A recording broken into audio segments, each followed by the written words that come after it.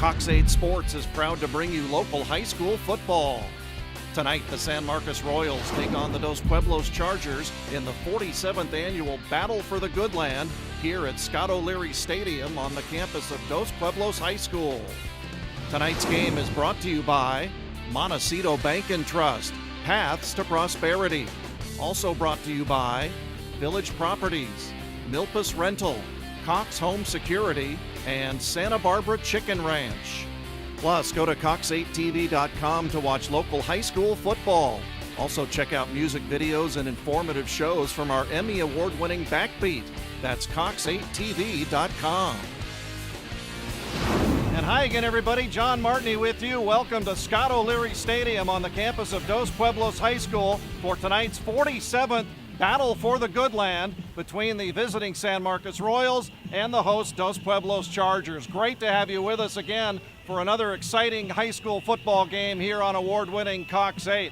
Should be a good one. Second week of the Channel League season. San Marcos, a team led by their head coach Anthony Linebaugh in his second season, has totally changed the culture at San Marcos. The Royals, who had won just 3 games total in the last 3 seasons combined, went off to a 5-0 start, ranked number 9 in the CIF's Western Division before 2 losses in back-to-back weeks have brought the Royals here to the O at 5-2. San Marcos losing to Ventura 30-25 last week.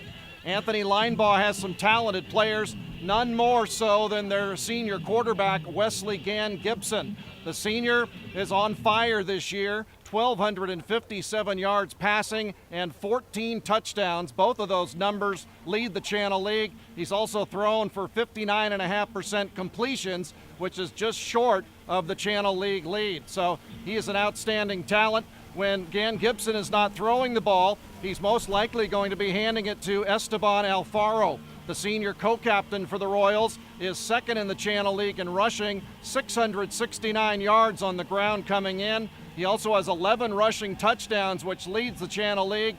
And overall, 14 touchdowns for Alfaro, 84 points. He's the number 1 leading scorer in the Channel League as well. So the Royals bring some firepower over to Dos Pueblos here tonight. For DP, speaking of them, head coach Nate Mendoza saw his Chargers score on their first 3 possessions last Friday night at Santa Barbara, a game you watched on Channel 8. Dos Pueblos rolled to a 28-0 lead at half, won it 28-12.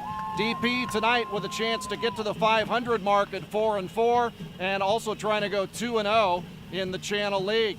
We gave some love to the running backs last week. Tonight it's the quarterbacks that get the love for DP. Barrett Burns, their junior quarterback, was outstanding a week ago. 15 of 18 through the air. He is number 1 in the Channel League at 59.8% completions, just a tick better than Gann Gibson. And perhaps most importantly, Burns has not thrown an interception this year. He's been a great field manager, field general for Coach Nate Mendoza. Weather is outstanding. It's perfect here in Goleta, and this one should be a great game as usual. 47th meeting between the 2 schools. Chargers, though, have won the last 3. In fact, San Marcos has scored just 7 points in the last 3 battles for the Goodland combined. Will the Royals change the script with the high-octane offense, or will the Chargers get their 3rd city championship in the last 4 seasons? That's why we're here, to find out. And we're ready for football. We've got the opening kickoff coming your way next. It's the Royals and the Chargers right here on award-winning Cox 8.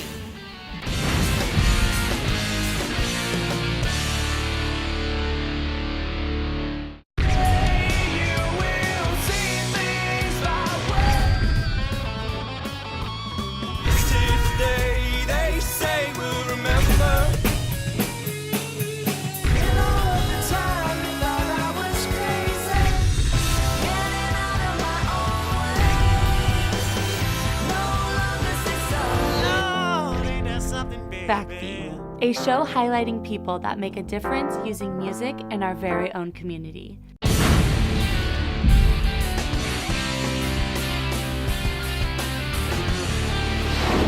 A full moon greeting us tonight on award-winning Cox 8 from Scott O'Leary Stadium. Moments away from the kickoff, John Martini Welcoming Jeff Zamora into the broadcast booth and partner, the 47th battle for the Goodland. Ready to go tonight. Chargers have won the last 3. San Marcos still with a chip on their shoulder, a 5-0 start. But people are saying, well, it's a soft schedule. What do they have to do to get some respect? Well, you're right, John. I'm hearing the same thing. And, 5-0 is nothing to be ashamed about. They did have a great record before the last 2 games. Coming to the crosstown rival, it's going to be big. They win tonight, they can quiet all the critics real quick. John Norris was back deep as the kick by Nathan Coffey goes out of bounds. And that's how the 47th battle for the Goodland will start. Royals, of course, come in 5-2. They have since lost 2 in a row, but to no slouches. Nordhoff, the number 2 ranked team in the Northwest Division, gave the Royals a wake-up call of sorts, 48-7. Last week, San Marcos losing 30-25 after having a 19-14 lead at the half. And of course, we know all about DP. They scored on their first 3 possessions last Friday night, jumped out 21-0 before the seats were warm at Peabody Stadium, and won it 28-12 as we open play from scrimmage. It will be Barrett Burns, the quarterback. As we said, a great game last week against Santa Barbara, 15 of 18 through the air. And he takes the opening snap by himself and takes it out to the 35 up to the 40-yard line. Nice gain on the play, pickup of about 5. We'll call it 2nd down and 5. Boy, he was so smooth last week, Jeff, wasn't he? And as I mentioned on the pregame show, perhaps no interceptions, his best stat on the season, has not thrown a pick as of yet. Tyler Welch, the player of the game from last week, gets his first carry, and straight up the middle, Welch will work for a hard-earned yard on that one. Yeah, you said it earlier, John.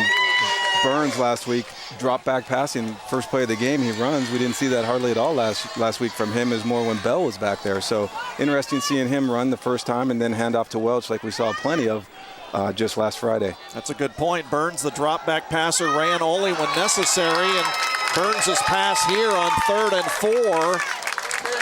4 behind Matt Sessler, the intended target. And the Royals defense has appeared to have held here a 3-and-out, it would look like, for the Charger offense. And Burns trying to get the ball there to Sessler with a quick slant in, just threw it right behind Matt. He has had one-on-one coverage out there on the left side, but weren't able to take advantage of it.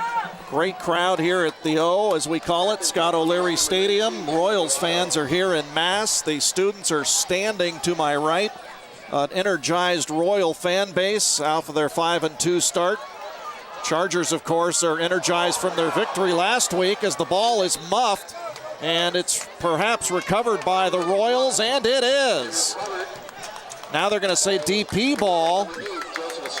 At first they were saying Royal ball, and that's what it should be. You can't muff or advance on a muff, so it will be Royal ball. The referee a little excited on that one, signaled both ways. He had us all confused up here. Well, he wanted to make sure he got it right, to his credit. So San Marcos does hold on to it following the punt. They'll start from their 27. Wesley Gann Gibson, having a banner senior season, was injured in week 4 last year, broke his collarbone. And on 1st down, the Royals go right to the ground game. It's Esteban Alfaro. That's not a surprise. He's their workhorse. No surprise there. We're going to hear that name a lot tonight. Alfaro, their leading rusher and their main man to go to. 669 yards coming in, number 2 in the Channel League, and he's the leading scorer in the Channel League, has 14 touchdowns combined for 84 points. 11 of those touchdowns are on the ground. That's also tops in the Channel League. As you see Cameron Whitney, and Jeff, that makes you smile to see Whitney back into the lineup tonight.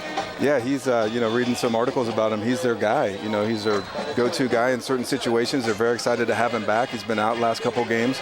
As we saw last week with DP having Welch back, one player has an impact at the high school level, and he's the guy for San Marcos that they're very excited to have back on the field today. It's So Whitney, a few Royals have been banged up the last couple of weeks, and we chronicled DP. They had 7 starters out, 5 of them returned against Santa Barbara. So both teams trying to get a little healthier. 3rd and 3 here, and they give to Lucas Lamoute. And a short gain, but will be perhaps short of the first down. He needed to get over the 35-yard line, and the nose of the ball is just shy of the 35, so he'll be a yard short. And the Royals will have to bring out Nathan Coffey and the punt unit. Lamoute taking the ball there off the left, and he was met right at short of the line of scrimmage by David Blevins, who was a real factor last week in stopping Cunningham and Harper. We'll see how he does this week against Alfaro in the backfield here. A low line drive punt that appeared to be returnable, then suddenly was not, as the white-shirted Royals do an outstanding job on punt coverage against Bell, dropping him in his tracks at the DP 37. Let's take a look at this coverage. There you see Bell shortly after the reception from the punt, just taken down immediately. You know, that's somebody San Marcos really needs to key on special team-wise, because he's such a threat when he gets in the open field, especially one-on-one or one-on-two. He has some really good open field moves and need to keep an eye on him. Short kick, no return. Chargers will have good field position on their second series. Both teams punting. 8:39 to go in the opening quarter. Chargers have won the last 3 in this rivalry, Jeff, and San Marcos has only scored 7 points in the last 3 games combined. They've been shut out in back-to-back seasons here. The following 2 years, 11 and 12. So the Royals not only looking to win a game, but they're looking to score some points in this rivalry. And I definitely think we'll see that tonight. You know, the last couple of years, San Marcos has been real down, but this year, as we said, they started off 5-0, putting up quite a bit of points, lighting up the scoreboards, and I anticipate they'll put up some points here tonight. Welch carried for 5 as you get a look at Barrett Burns. He's thrown for 575 yards and 5 scores. Welch again gets the call, turns left corner, and as he is being dragged down, sees a marker come out behind him at the 45-yard line. He'll signal twice. Let's get the call from Wally Burquez. It's against DP. Referee is Wally Burquez. Our head linesman tonight, Paul Rodarte. Line judge David Kohler. Umpire is Mike Donnelly. And the back judge is Gerardo Gill from the Channel Coast Football Officials Association. On the offense, 10-yard penalty, repeat second down. Jeff, Wally Burquez there, he must love the Cox Lights. He's worked our game 2 weeks in a row, and I think it's in his contract that he can only work Cox 8 games. There you go. He likes hearing his voice on TV. We got him mic'd up, making the calls out there, sounding good, Wally. There's another player there who loves the Cox 8 Lights, Barrett Burns. So the Chargers with a penalty, and the game's first timeout taken by San Marcos comes with 7:50 to play. Tonight's Battle for the Goodland from Scott O'Leary Stadium is brought to you by Montecito Bank and Trust, of providing safe and sound financial solutions. Also brought to you in part by Village Properties, real estate made easy. It's Village Properties. Also brought to you in part by Milpas Rental, serving our community for 60 years. Milpas Rental, equipment rental and sales. And also brought to you by the Santa Barbara Chicken Ranch. For the best chicken and tri-tip in town, it is the best. Santa Barbara Chicken Ranch. The Chicken Ranch bringing us some burritos for the little pregame warm-up, courtesy of Matt and Denise Banco. Matt, who went to San Marcos High School, and Denise, who graduated from DP, so they got a nice little battle going on here tonight. That's the pregame food for the crew. It'll be postgame for you and I. I can't tell you how many times, well, we'll get to it right here as Burns' pass is tipped at the line of scrimmage. You won't realize, Jeff, in my career, how many times some well-meaning, good-natured people have come up to me while I'm on the air and offered me something to eat or drink. And they have no concept that, once you're locked in, you're locked in. Right. Yeah, pretty hard to call a game when you have food in your mouth chomping around. Nobody wants to hear that. No, not at all. Once you're set for, the duration. Double overtime, extra innings, doesn't matter. Chargers want to get this done in regulation tonight, but so far a slow start, 3rd and 15. And Burns trying to elude the Royals, and he won't. Going down for a sack. That's one of the captains, Jose Lara, 5'10", senior defensive lineman. You see him right there as he sacks Burns all the way back to the 25-yard line. Loss of 7 on the play. Let's take a look here. Burns dropping back, trying to find one of his receivers get open, but he's getting pressure right up the middle by Jack Haley. And then you see Jose Lara coming from the backside and just wrapping him up and bringing him down for a loss and forcing Dos Pueblos to punt. Royals defense has looked very physical, Jeff, these first 2 series as you watch the Charger punt by Burns. That's what San Marcos talked about, though, didn't they? They said we have to match the physicality that DP showed in their game against Santa Barbara. The Dons had lamented that fact, said we didn't play as physical as DP, and I think San Marcos is well aware of the firepower they need to bring here on the road against this Charger team as far as a physical nature. Most definitely. I think their coaches did a great job of scouting DPC, and as you said, the physicality. They started the first quarter, came out with a bang, and they had to tell the team we can't allow them to do that, because once they do, they just start rolling, and it's hard to get them to stop. So great job by San Marcos, first couple of possessions with DP, able to stop him and hold them to punts. Boy, this San Marcos crowd is revved up, folks. They are loving life right now at 5-2. But they know how big a game this is. Royals with the handoff, and the Chargers thought they came out with a fumble, but the officials said ball carrier down by contact. That was Cameron Whitney, the ball carrier, as he takes it out to the 42. We'll give Cameron a couple of yards on his first carry of this battle for the Goodland. Cameron Whitney, they call him the Iceman. Has ice water running through his veins, a cool customer, and picked up 2 right there. 6:20 to play here in the opening quarter. It's an end around for the Royals. Tony Zuniga, ball carrier. Again, Gibson taking the snap and handing it off to Zuniga, just coming around his backside for the end around. Pretty interesting strategy so far for San Marcos. Big healthy dose of running, and Gibson not throwing the ball yet. Very talented, tall quarterback with a great arm. Look for him to spread the field out, but so far, no passes. They have not thrown the ball, as you mentioned, and 4 different players have run it at this point, so it hasn't been all Alfaro. They've gone to Whitney once, Zuniga right there, Lamute got a carry. That one right there by Zuniga was a gain of 4. Tony scored on a 26-yard reverse 2 weeks ago, so he does have some speed. And perhaps the Royals were trying to run that same play there as their offensive unit comes to the sidelines. Ball is spotted on the near side hash mark at the San Marcos 46. No timeout was charged. That was an official's timeout right there. So the Royals took advantage to get some quick counseling from Anthony Linebaugh on the near side. Great shot there of Gan Gibson.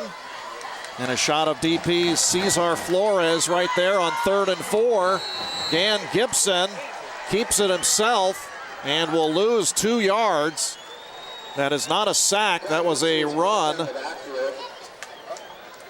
But whatever you want to call it, it will bring up 4th down for the Royal offense. And let's take a look at the replay. You see Gan Gibson dropping back. Looked like he was looking to try and find a receiver out in the flat. Wasn't there. Nuno come from behind, able to wrap him up around the ankles and get him down for a loss. It's going to be 4th down and San Marcos punt. So both teams have had the ball twice. Both teams are punting twice here in the early going. Nice high spiral. Takes the DP receiver, Flores, back to his 25-yard line and up the near sidelines, close to the 40-yard line. Decent run back for the Chargers. They'll have it close to their 40-yard line. Angel Davison on the return. He's the one that ripped it off 60 yards to set up the 3rd Charger score in that blitz in the first quarter at Peabody Stadium. Right, another one of Dos Pueblos' threats back there on the special teams. Davison and Bell, always a threat for big returns, as we saw last week. Well, the obligatory feeling out period, I think, is officially over, we would expect, after 7 minutes. And Tyler Welch emphasizes that point as he is off to the races at the 30, 25-20, one man to beat, and Welch is down inside the 20-yard line. That'll wake the crowd up on the DP sideline. Let's take a look as Welch rips this one off. He opened a Charger Don game with a 38-yard run. Look at this, Jeff. There you see Welch take the handoff up the middle and just turn on the burners. Luckily for San Marcos, Paulson was able to run him down from behind, but not until he got a significant gain and got the ball all the way down to the San Marcos 13-yard line. He just flew half the field, 48 yards on that run, and it sets up DP at the San Marcos 14-yard line. Burns hands to Davison, and Angel turns the corner. Looked like he went out of bounds, close to the 10. Joseph Estrada ran him out of bounds. They'll mark him at the 10-yard line, maybe the 9. Let's take a look here. It looks like it's inside the 10. We're going to call it the 8-yard line, so a 6-yard pickup on Davison's first carry. Will bring that 2nd and 4 from the Royals 8.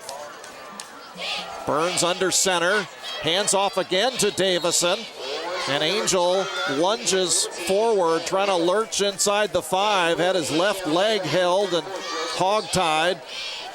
As you see Angel jog off the field.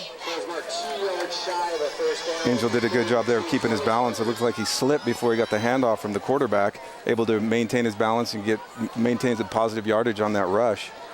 Nice. We've got 5 of the top 10 rushers in the Channel League in this ball game tonight. Davison, 345 yards, but has not scored a touchdown yet. Picks up 2 there, so it's 3rd and 2. Ball at the 6. Burns to Welch, and Tyler trying to spin for the first down. It will all depend on the spot, but it appears he has it. And the official does say first down, Dos Pueblos. Parker Rosenberg made the stop. Welch, who needed 2 yards, picks up 4. So it will be 1st and goal, Jeff, from the Royals 2-yard line. Nice second effort there by Welch. Took the handoff right off tackle. Initially got hit at the line of scrimmage, but spun out of it. 1st and goal from the 2. Welch, a la Marcus Allen, hurdles into the end zone for a touchdown. Dos Pueblos. Oh, what a move by Tyler Welch, as if he was shot out of a cannon. And there you see a close-up handoff from Burns to Welch, and he just catapults himself over the line head first for a touchdown. Nice job. Tyler Welch straight up the middle, leaping into the end zone, crossing the goal line, and as you said, catapulting into the end zone with 3:11 to play in the opening quarter. Daniel Barato will come on to attempt the extra point. Burns will hold, and Barato drills it through the uprights, and good. Barato is now 19 of 20 in extra points, and the Chargers, as what they did last week, getting a 2-yard run by Welch to start the Santa Barbara game. Same script as they open with a 2-yard Welch touchdown here tonight at Scott O'Leary Stadium. Looks like that might be one of Welch's favorite plays right there, huh? The 2-yard plunge. Great job. You saw the point after there. Something you don't normally see on a PAT. That ball hit the right upright and bounced in on that line drive. But hey, we'll take it. They'll take it any way they can get it, right? That's 8-ball side pocket, I think, just sliding it inside the rail. So Barato makes it 7-0. Tyler Welch from 2 yards out. That is his 6th rushing touchdown of the season. And Welch, who came in 6th in the Channel League in rushing with 378 yards, is now at 60 in his first 5 carries. That's also similar to last week. He was at 56 yards last week after 5 carries. Tonight he's at 60 after 5 carries. I guess he wasn't too happy with last week's performance. He wanted to up it a couple yards, huh? Exactly. I can tell you who's happy is Nate Mendoza. The coach loves consistency. Long kickoff, bobbled by the Royals. They can go back to get a touchback inside the goal line, and that's what happens. Smart play by Garrett Paulson there, electing not to try to run it out. Smart move, just take it. Paulson tried to field that line drive. The ball was just wobbling all over the place. Hit his shoulder pads, but he's able to recover it in the end zone. Tonight's game from Scott O'Leary Stadium is brought to you by Cox Home Security. Home protection, life connection. It's Cox Home Security. Great to have you with us. John Martney, Jeff Zamora, award-winning Cox 8. Week 2 of the Channel League season. And the 47th battle for the Goodland between the Royals and Chargers.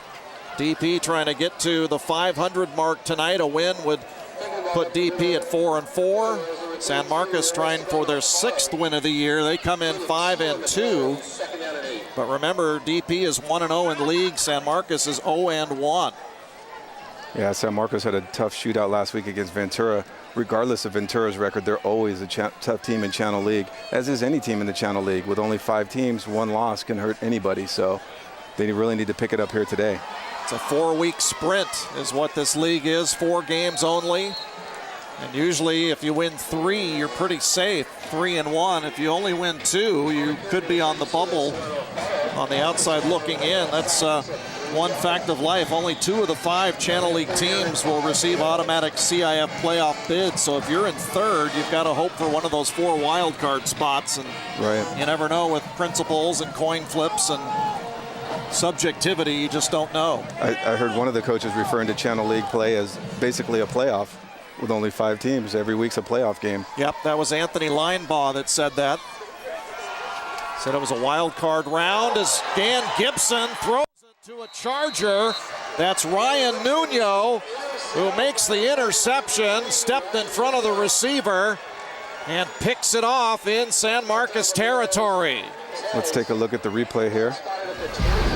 Again, Gibson dropping back, looking to his right, spying his receiver the whole way, and Nuno jumping the route right there and able to pick off the ball and get about 2 yards before he's tackled from behind. Nice play there. Chargers with their 14th takeaway of the season. That is their 7th interception. DP is +5 in turnovers coming in, and for Gibson, who likes to throw, that is his 9th interception of the year, and it came on his first pass of the night. Burns trying to go for the jugular following the turnover. They go bombs away, and it's caught by Sessler for a touchdown. Dos Pueblos. There you see Sessler jogging off the field. One of the reasons Sessler's one of Burns' favorite targets is Sessler, 6'5", 200 pounds, can out-jump pretty much anybody in the Channel League. Let's take a look at the replay. There you see Burns dropping back, looking to his right, checking down, comes over to his left, able to avoid a couple tacklers and just throws for the back corner of the end zone where 6'5" Matt Sessler is just waiting. Out-jumps to the defensive back and touchdown Dos Pueblos. No lesser a man than John Madden once said, the best time to throw deep is the immediate play following a turnover. They're still thinking about it. You can catch them off guard. They're hanging their heads. Well, Nate Mendoza just subscribed to the Madden theory, and it paid off. As a 25-yard touchdown pass from Barrett Burns to his big guy, Matt Sessler. And you mentioned his length and his athletic ability, his reach. He's a basketball player also, isn't he, Jeff? He is. He played basketball his first couple years. I hear he might be coming out again this year, so we'll see. But definitely athletic and tall, and Dos Pueblos likes having him out there as that big, tall receiver. That is Burns' first completion of the night after 2 incompletes, and what a way to get your first one. Gibson on the other side of the coin. His first pass of the night, the interception that sets up the touchdown pass from Burns to Sessler. And DP with 1:36 to go in the opening quarter. Again, off to a quick start. Barrett Burns, his 6th touchdown pass of the season, as Barato's line drive kickoff is taken by Paulson at his 10, and he goes straight up the near sideline. Solid run back by Garrett Paulson. There is a marker, however, sitting at the San Marcos 29-yard line, so this one could be coming back.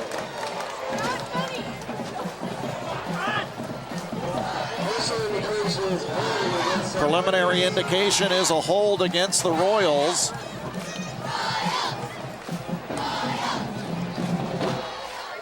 Matt Sessler's 4th touchdown receiving on the 2013 season.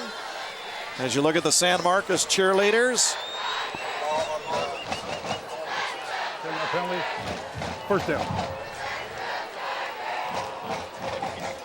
So each team with a 10-yard penalty so far in this first quarter.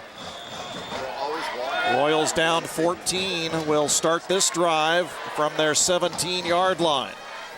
Wesley Gann Gibson leading the Channel League, 1,257 yards, leading the Channel League with 14 touchdowns. We'll see if the Royals start airing it out just a bit. As you said, it's been exclusively on the ground here in the opening quarter. Yeah, very uncharacteristic for them this year. Gann Gibson given many opportunities to air it out and done a tremendous job. Unfortunately, his first pass tonight was picked off, but I think they established the ground game, get a little air game going. They'll be able to spread this field and do some good things tonight. Esteban Alfaro on first down, straight up the middle for a 5-yard pickup. As you see, Gann Gibson at the line of scrimmage. Royals with 2 receivers, pro set, split backs.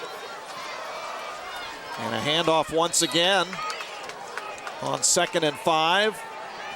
Alfaro trying the right side of his offensive line.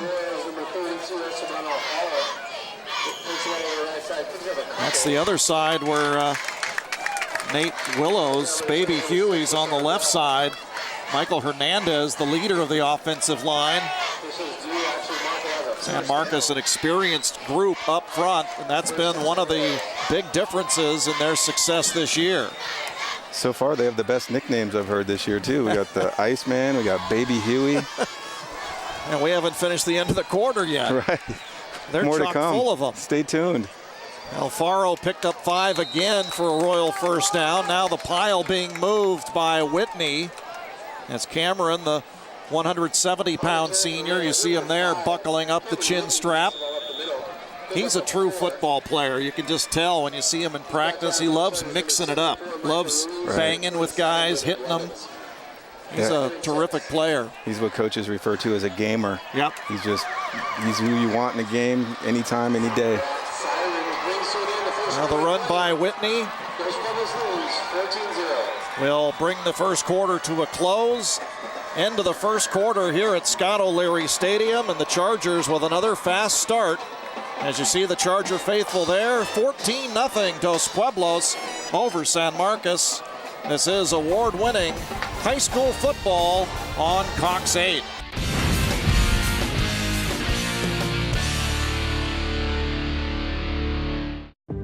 Cox knows the key to getting the most out of the internet: speed.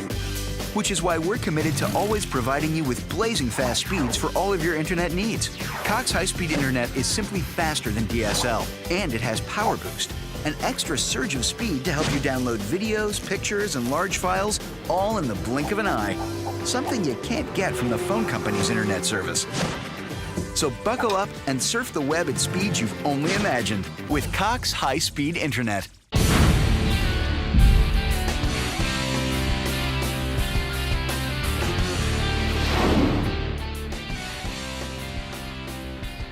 John Martini, Jeff Zamora back with you as we start the second quarter from Scott O'Leary Stadium. We open the second quarter. Alfaro with the ball carry on 2nd down and 5. And we'll pick up maybe a yard or 2. We'll bring up 3rd and 3. Esteban Alfaro, 7 carries, 24 yards here in the opening quarter plus. Alfaro, their workhorse to this point, with 7 carries. Did a nice job there, getting a couple positive yards. Was met in the backfield by some defensive linemen, but kept those legs moving, kept driving, able to get a nice little gain there. Jeff Royals with 12 runs, 1 pass so far.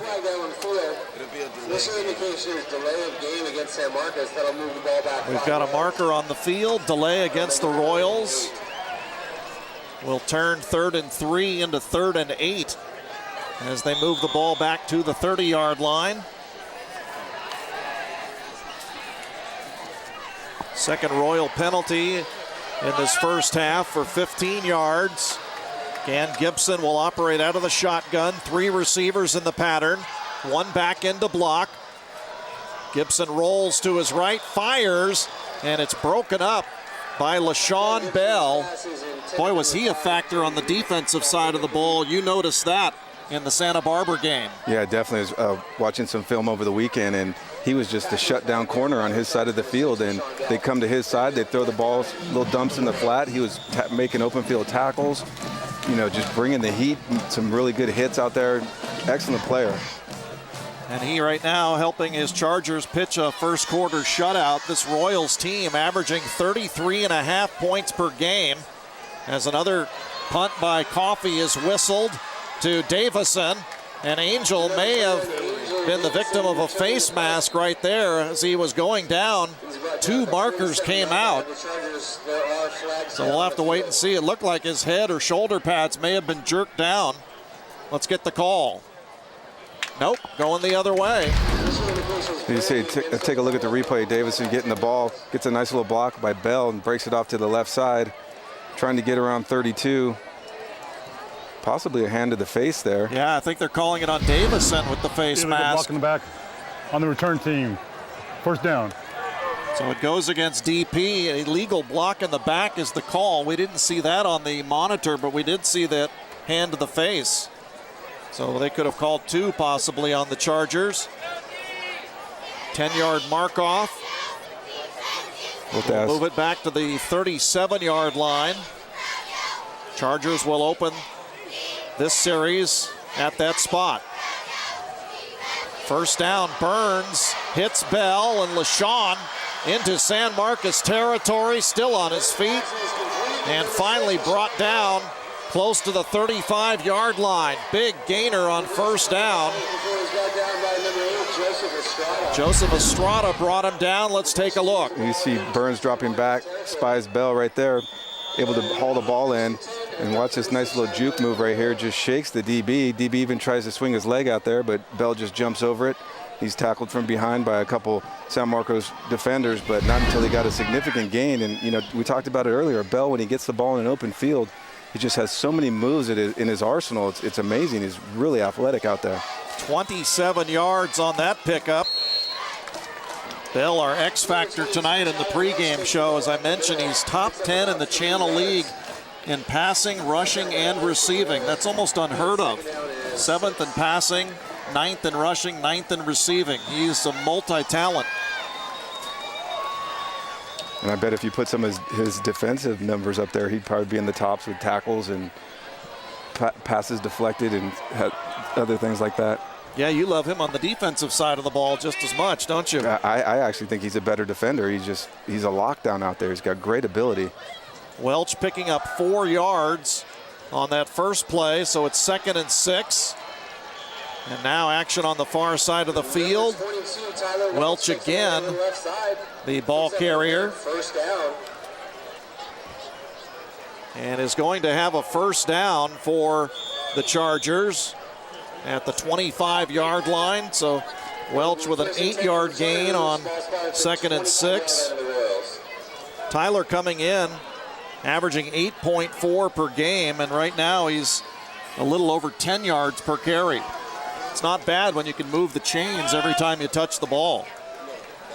I'm sure the coaches appreciate that. From the 25, Sessler catches it on a skinny post, and he is going to take it to the house. Touchdown, Dos Pueblos. 25-yard touchdown pass. Dos Pueblos. Second 25-yard pitch and catch from Burns to Sessler, and it burns the Royals. Dos Pueblos doing a good job of mixing it up. You see Burns drop back, and he finds Sessler just right over the middle, able to haul it in and race past the defenders. And, you know, Dos Pueblos doing a couple running plays, and then they open it up in the air and catch San Marcos on their heels, and next thing you know, it's 6 more points.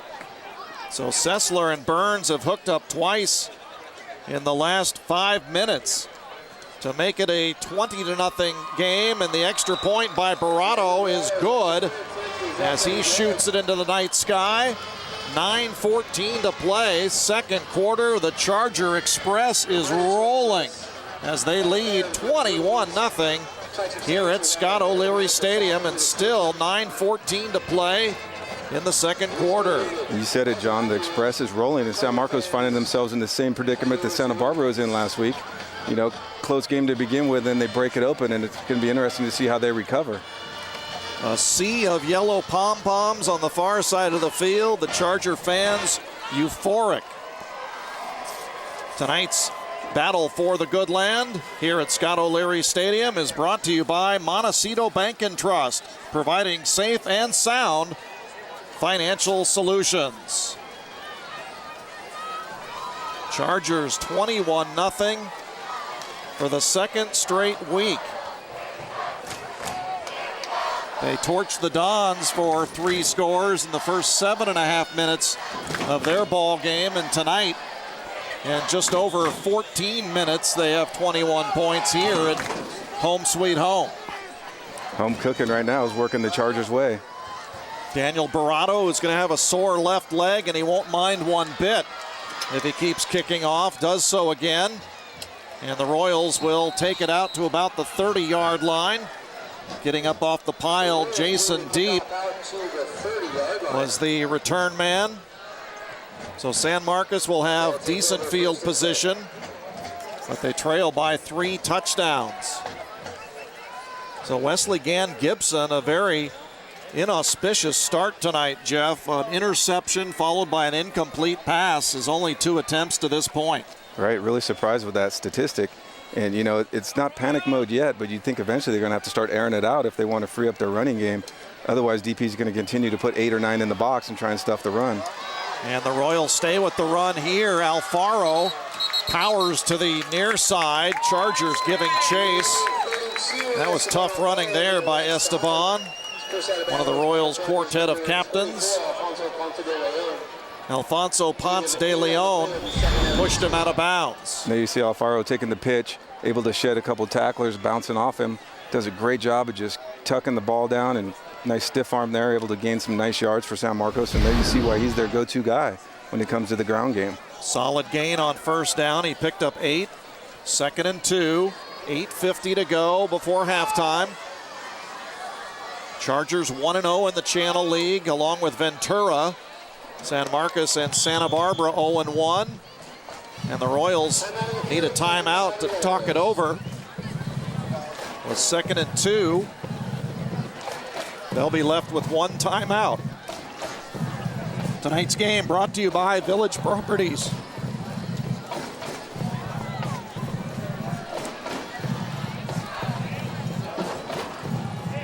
There you see a nice shot of the cheerleaders trying to get the San Marcos crowd fired up. It's beautiful spirit.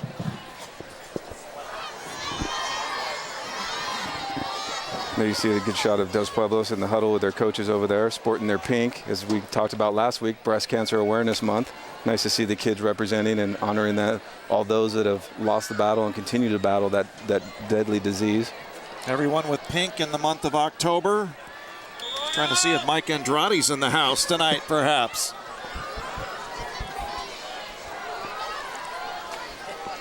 Second down and 2. Royals using their second timeout. This is Whitney, and he will be short of the first down. Boy, not much there, and again, Cameron's helmet falls off. Second time that's happened. And there's a shot of the guy they call the Iceman over at San Marcos. I would imagine he's the second Iceman to come out of San Marcos, Chuck Liddell being the original. Very good. Longtime UFC light heavyweight champion. Whitney loses 2 on the play.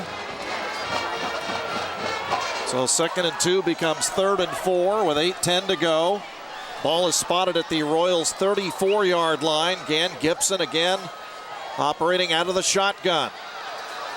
In the pocket, being chased, and he is sacked.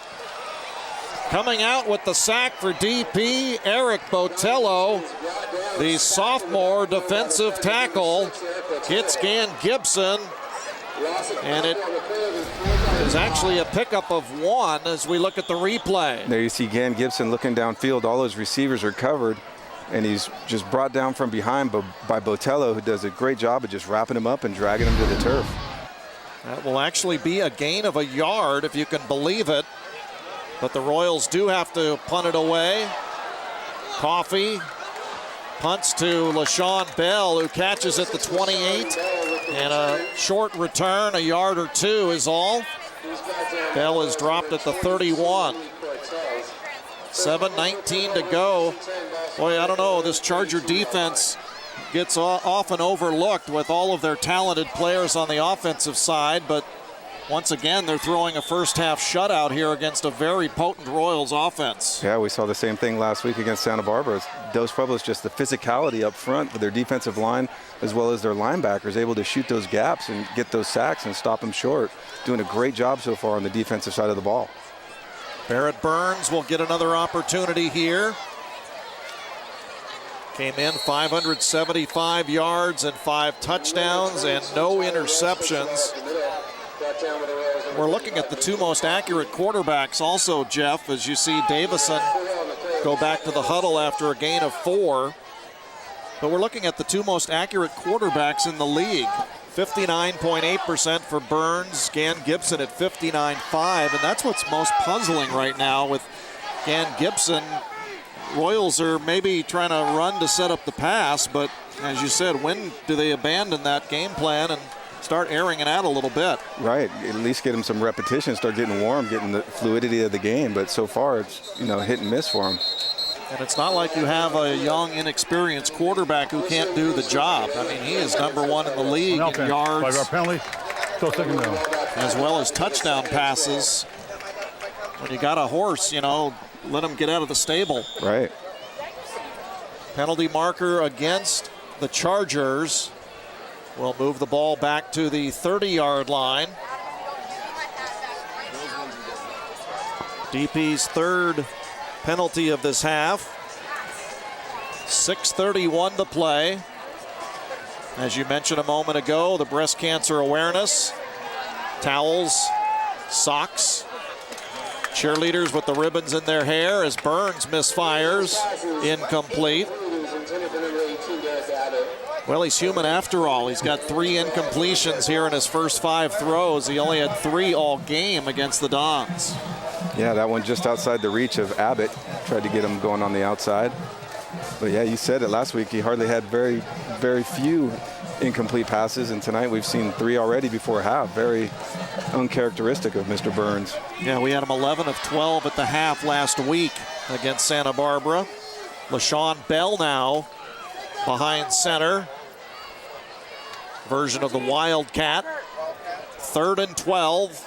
Let's see what Bell can do here. Looking to run and is tripped up as a late marker comes out again. Paulson helping on the stop.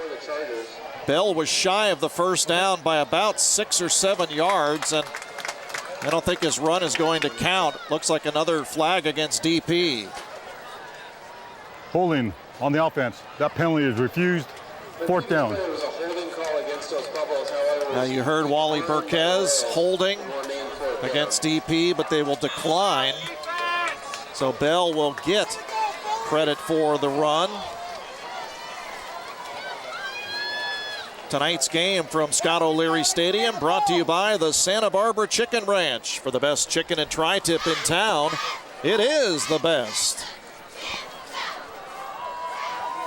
So Barato will come out to boot it away. His long punt last week was 49 yards, also had a 42-yarder in that game. And hits a nice high lob wedge here that's taken by Paulson at the 31. And quickly up to about the 37 or 38 goes Garrett Paulson. You see him there. 5'10 junior. There you see him haul in the punt. able to avoid one tackler. And then he's just wrapped up. And nice gang tackle by Dos Pueblos special teams, able to keep him to a couple yards. So Bell on that gain of 8 was his first carry of the night. But of course, leaving it short. Royals have the ball back, trying to get back in one score at a time. And on first down, San Marcos staying firm to the game plan, which is run, run, run. Once again, Whitney loses his helmet. Nice, man. He's so cold, it's just slipping right off. They're going to have to send that one back to the manufacturer. It's melting. Cameron, 5'8", 170, a senior. Plays on both sides of the line of scrimmage, running back as well as a cornerback for Coach Anthony Linebaugh. And Whitney picking up 5 yards on the play. Has carried 4 times in this first half for a total of 10 yards. Exactly 5 minutes to go before halftime. Did you think that Gan Gibson would have no passing yards through the first 20 minutes of this football game? That was the last thought on my mind. I thought for sure at this point he'd have close to 100 yards at least and aired it out 10 to 15 times. Out to the 49-yard line and picks up a Royals first down. Alfaro with the first down carry there. Whitney coming back on the field. I believe when you lose your helmet, you have to sit out a play. So, you know, unfortunately, he keeps losing his helmet. He keeps having to stand out the next play and then get back in. And Carl motions to me that's the 5th time he's lost his helmet tonight, which, you know, could become costly for them. So he needs to make sure he gets that thing nice on there, snug. That is correct with the new concussion rules. It's all levels of football. You do have to sit out a play. Alfaro took it to the 49 for a San Marcos first down. And he'll take it one more time, crossing midfield into Charger territory. So this potent Royal attack, as I mentioned, coming in, averaging 33.4 points per game. And still 0 on the scoreboard to this point. Esteban, a gain of 4, brings up 2nd and 6 at the Charger 47. Gan Gibson under center on this play, but he'll hand off again. It'll be Alfaro with another gain of 2. Gain of 2 there, but you saw Blevins coming from the inside linebacker position, just blasting through the hole in the O-line and able to trip him up from behind. Got a 2-yard gain, but a nice play by Blevins there. Blevins was outstanding last week, wasn't he? He was. Scored a touchdown, their 3rd on a 1-yard rush. He recovered and forced the fumble that led to the other score. And we'll see if the Royals are going to use their final timeout. They are going to burn it right here. So we'll tell you about some of our great sponsors of high school football on Cox 8. It is cox8tv.com. Go check out local high school football and also check out music videos and informative shows from our Emmy Award-winning Backbeat. That's cox8tv.com. And there's a shot of the crew in the truck. All of our guys working hard. They've been out here since noon today setting up. Some shots behind the scenes of all the monitors that our guys are taking care of in the truck. They do an outstanding job. Brock Hoffman is our production manager and director. Lou Fontana, Sweet Lou, our producer and assistant director. Mike Johansson, our producer, editor on graphics. Paul Matthew, a great audio coordinator. He's the best. John Anthony, Michael Warner, Brad Haskell, Tudo Trutman, our cameraman, Lars Wickstrom on replays. Carl Gibbons up here with us on the booth. There he is. And of course, Jeff Zamora alongside me, John Martney here from Scott O'Leary Stadium. And we can't forget Steve Paloa, our Cox Media rep as well, the sweet tweeter and the man with the media, Cox Media rep Steve Paloa. I always think of Steve and the Paloa family anytime we're doing a game involving the Royals, of course. His dad, Sut, tremendous coach at San Marcos, the winningest coach in school history. Of course, the field named after him. One of the nicest guys you'll ever meet. They called him the Smiling Samoan. And Jeff, I had the pleasure of interviewing him twice. on our Cox 8 broadcasts. My only lament is that I didn't get to interview him 2,000 times. He was one of the nicest guys, congenial, friendly, great storyteller. You get him and Mike Meropoulos together, and you better set aside 4 or 5 hours because those two had stories to beat the band. Well, you know, and his sons are a great reflection of him. Dead ball, delay game. San Marcos. 5-yard penalty, still 4th down. Yeah, the whole Paloa family, Patty, of course, and all the kids, and just the Paloas and the Meropoulos, tremendous football families in this town. Right, just a great family. They're, you know, borderline royalty here in the Goleta Valley. Yep. Craig's doing a nice job with those Vaqueros as well. 5-0 in the state rankings at number 22 and 13th in Southern California. As Angel Davison excites the Charger faithful once again with another solid punt return. Let's take a look at this. Davison getting the ball, able to avoid a couple of tacklers there at first. Gets a nice block back there and gets hit head on, able to maintain his feet for a couple more yards. Nice return by Davidson. Again, he had a couple last week, him and Bell, you know, the 1-2 punch, both at running back, receiver, kick returning. They're just, you know, a lot of things to deal with, a lot of different aspects of the game for Dos Pueblos that San Marcos on the defensive side has to deal with. That was a 26-yard punt return. Now Burns pitches to Welch, a little dump off. Tyler with a spin at the 30-yard line, and he'll fight his way down to the 25. That's another Charger first down on a pickup of 19 yards. Let's take a look. There you see Burns dropping back, looking to his left. Checks down to Welch right here. Nice little dump pass. Welch has some blockers out ahead of him, but chooses to take it inside instead. And there you see him picking up some blockers there as well and putting his shoulder down. Nice gain by Welch. And we saw plenty of that last week. It's one of their plays that they like to run. Welch was our Montecito Bank and Trust player of the game. We'll have that again after the game. We'll be giving the Jeff Hesselmeyer player of the game. And LaShawn Bell, our X Factor on the pregame show, takes it into the end zone, high stepping his way. 6 points for number 6. Touchdown, Dos Pueblos. There you see a nice shot of LaShawn jogging off the field. Let's take a look at the replay. Dos Pueblos in the Wildcat formation. Bell taking the hike and faking the handoff and just taking it up the middle. There you see a nice juke. Gets the defender to overcommit, cuts it back to the inside, and just turns on the burners and races to the end zone for 6 points and another Dos Pueblos Chargers touchdown. And not only another touchdown, that's their third from 25 yards out.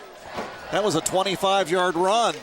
Following the 2 25-yard passes to Sessler, Parado, who I mentioned had missed only 1 extra point all year coming in, is 4 for 4 in extra points as he knocks it through to make it 28-0 Dos Pueblos. And that was a lightning blur of runner LaShawn Bell. That didn't take long at all for him to get to the end zone. Tonight's battle for the Goodland from Scott O'Leary Stadium, brought to you by Milpas Rental, serving our community for 60 years. Milpas Rental. Also brought to you by Village Properties. To view local listings, tune to the Village Properties Real Estate channel, 2640 Santa Barbara Real Estate, made easy at Village Properties. Also brought to you in part by our title sponsor, Montecito Bank and Trust, helping individuals and families along their paths to prosperity. John Martini, Jeff Zamora, Scott O'Leary Stadium, week 2 of the Channel League and week 8 of the high school football season. Chargers trying to get to the 4-4 mark overall, and most importantly, trying to go 2-0 in the Channel League and capture the city championship. Live ball on the pooch kick, and bad may have gone to worse for the Royals. It is, as Dos Pueblos comes up with the live football. Looked like Connor Kanan who recovered it. Let's take a look. There you see the replay, pooch kick, and San Marcos, unfortunately, miscommunication. Nobody went to cover the ball, and Connor Kanan right there dives on it, and Dos Pueblos ball, 1st and 10 at the 29, and they're right back in business. Kanan was the first man to touch it, and he was all alone. That was amazing. Ball actually took a little bit of a Charger bounce back to Connor, and he was able to fall on it. And the Royal fans now are the ones here in disbelief. They can't believe that one, as the Chargers leading 28-0, really trying to put a stake into the Royals' hearts. 90 seconds to play here before the half. This would be disastrous for San Marcos if the Chargers capitalize here. San Marcos getting a glimpse of what Santa Barbara saw last week. DP just able to strike quickly and efficiently, and scoring a touchdown, getting the onside kick, which really wasn't an onside kick, more of a misplay for San Marcos, and DP right back down in the red zone again. San Marcos really needs a stop here. Davison went for 8. Chargers have all 3 timeouts as we're down to 1 minute to play. 2nd and 2 from the Royals 20. Bell trying to get outside, has the first down. Marker comes out, however. A slow developing play leads to a flag as Bell, who was juking and jiving, trying to find some space in which to run, and saw his line mates perhaps commit a flag. 45 seconds to play, and yep, this one's coming back. Another flag against Dos Pueblos. Eagle hand in the back on the blue team. 2nd down. You heard Wally Burquez, illegal hands to the back. The holding call was a spot foul, so it moves the ball back and makes it 2nd and 8 for Dos Pueblos. Clock's running. Go ahead, Jeff. Clock's running here with 36 seconds. DP going to the air. Bell going for Sessler one more time. He's got it at the goal line, tumbles in and scores. Touchdown, Dos Pueblos. Unbelievable. Bell just threw it up. And Matt Sessler, all 6'5", 200 pounds, came down with it. Let's take a look there. You got Burns rolling out to his right, throws back across his body to the left side of the field where he sees Sessler just sneaking behind the defensive back, able to haul it in. Again, we talked about it earlier, Sessler being one of the taller receivers in the Channel League. DP tends to take advantage of that and throw it over the top. Caught it right at the goal line. Barato with the extra point, up and good. And the Chargers throwing some haymakers here again tonight against a rival opponent. DP 35-0 as they take advantage of the live ball on the kickoff. Connor Kanan recovers it. And the Chargers, with 30 seconds to play before halftime, have found the end zone one more time. That gives the Charger fans plenty of reason to party here at Scott O'Leary Stadium. There you see a shot of Coach Mendoza talking to one of his assistant coaches. He's got to be pleased at this point in the game. That was a 20-yard pass from LaShawn Bell to Matt Sessler, who is having a career night for Dos Pueblos. That is his 3rd receiving touchdown of the opening half. And he has doubled his yearly total. He came in tonight with 3 receptions for touchdowns. He's now got 6. Talk about double or nothing. Right. Sessler has doubled his touchdown total here in the first 24 minutes. High short kick taken at the 20-yard line by San Marcos. But the Royals out of timeouts. And right now out of answers, trailing 35-0. Will have the ball at their 35-yard line. There you see the reception. Running right at you is Zuniga. Brought down by 2 defenders for Dos Pueblos. San Marcos ball, 1st and 10. Well, Jeff, I'm scratching my head trying to figure out how the Chargers have lost this year based on these 2 games we've seen them. I mean, how have they lost 4 games, for God's sakes? Dan Gibson, 1st and 10 from the 35. Finds Alfaro, who is the Royals' leading receiver. He's inbounds, however, and there are no timeouts. Take a look at the replay here. You see Gan Gibson just rolling out to his right. And the Royals, I don't think, are going to get this play off. They're saying it was okay, so they will let play continue. Scoreboard hit 0 right as they snap the ball.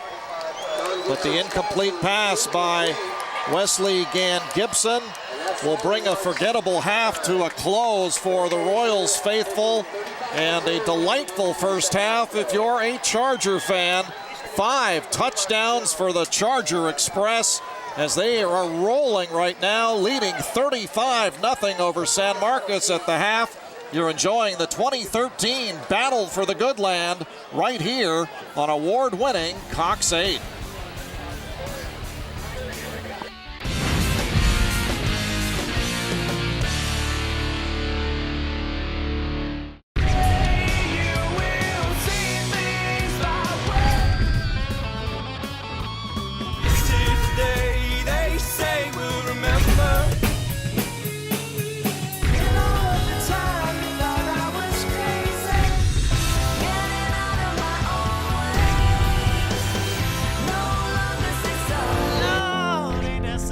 Backbeat, a show highlighting people that make a difference using music in our very own community.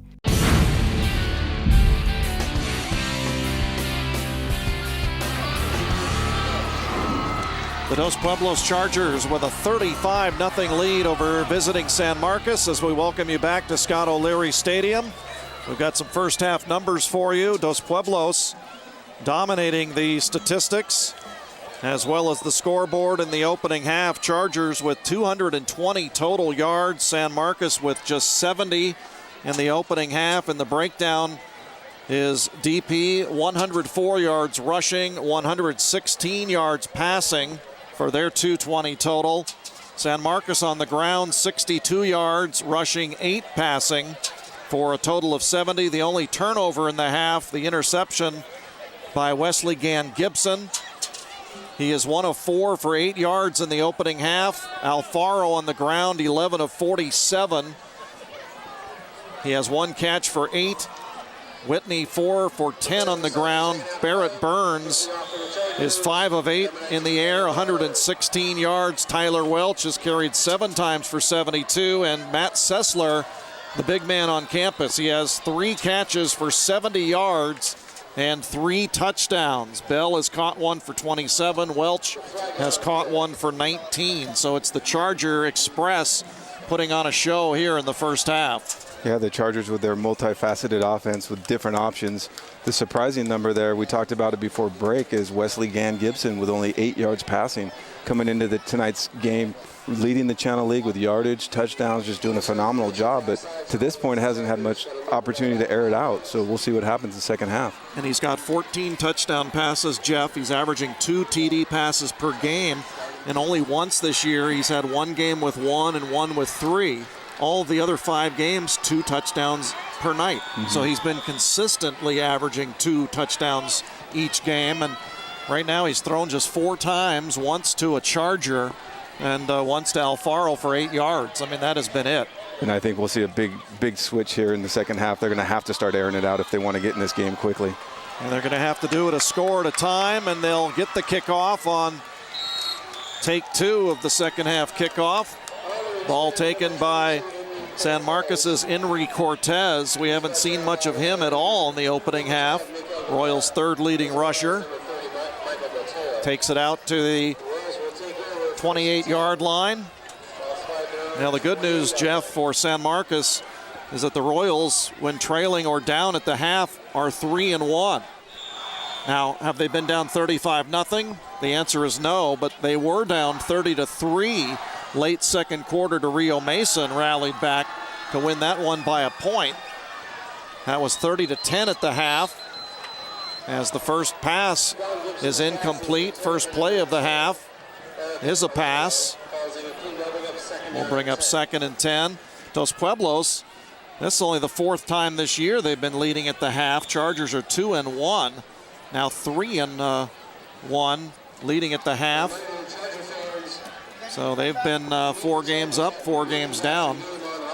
And each team, though, has shown the ability to bounce back from trailing at the half. Both teams have won games after trailing at the break. Right, both teams have shown a lot of adversity so far in the season, so wouldn't surprise me to see San Marcos bounce back and put up a fight here in the second half. It's a big mountain to climb, and they're going to have to make just about every play as that one bounces off of Austin Pugh, normally sure-handed target, incomplete. Pugh with 17 catches coming in is the Royals' second leading receiver behind Esteban Alfaro. And Gan Gibson coming out the second half, as we talked about, airing it out at first 2 plays, throwing the ball twice as much or half as much as he threw it the whole first half. So anticipate a lot more of this in the second half. That was a nicely thrown ball, but it brings up 3rd and 10. Following back-to-back incompletions, Royals in the cheetah pattern, 2 receivers on each side.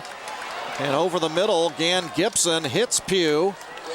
Austin was short of the first down when he made the catch. However, his yards after will get San Marcos a first down. Take a look at this great catch and run. There you see Gan Gibson dropping back, finds Pugh.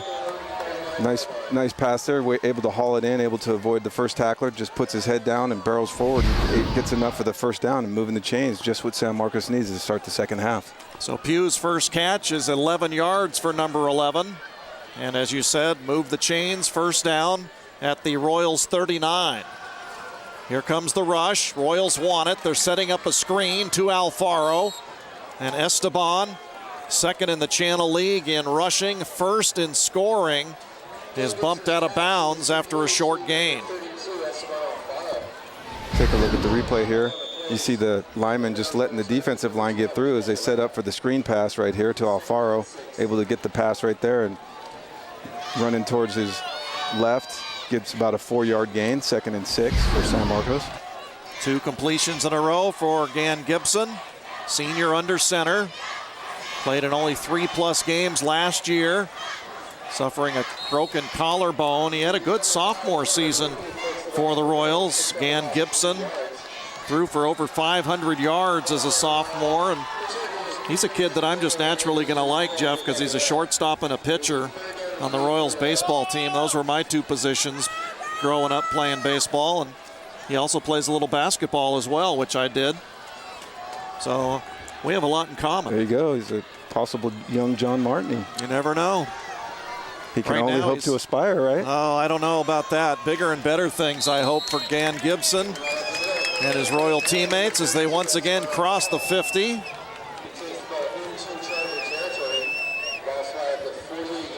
Nice play there. Alfaro to the Charger 48. Well, a little semblance of a nice drive here for San Marcos, moving the chains a couple of times. If you look at the Charger defense, David Blevins waiting for someone to rock. Ball at the DP 48. 1st and 10. Nice pass. Gan Gibson on the money. That one to Eric Aravalo. And he makes the catch. We'll have another Royal first down at the DP 33. Here you take a look at Gan Gibson dropping back, looking left this whole way. Sees Aravalo crossing across the middle there. Able to get the ball in, and nice reception for a first down. Gain of 15. Where has this been all night? 3 in a row for the Royals quarterback, starting to heat up a little bit. They'll go back to Whitney on 1st and 10 from the Charger 32-yard line. Whitney taking the ball there right off the right tackle for a 2-yard gain. Tyler Welch flying in from the free safety position to wrap him up from a nice tackle. Welch, a good defensive player as well, now with 2 interceptions, had one last week. He and Bell both, they look so much at the offensive side. Their defense sometimes gets overlooked, but they're both fine players on the defensive side of the ball. 2nd down and 8 now. Alfaro gets the carry and goes straight up the middle. Some power running there for the senior captain. Alfaro, the workhorse on this drive. There you see the handoff to him right up the middle. Just keeps those legs moving, puts his shoulder down, and just keeps going. Breaks a couple tackles and finally gets brought down. But nice game by Alfaro. Nice, tough run. Gain of 7 on the play will leave the Royals just a yard short. 3rd and 1. Ball spotted at the DP 23. San Marcos trailing at 35-0. Alfaro is stacked at the line of scrimmage. I don't think he got it. Right at the line of scrimmage is where he hit the blue stone wall on that one. Great line surge.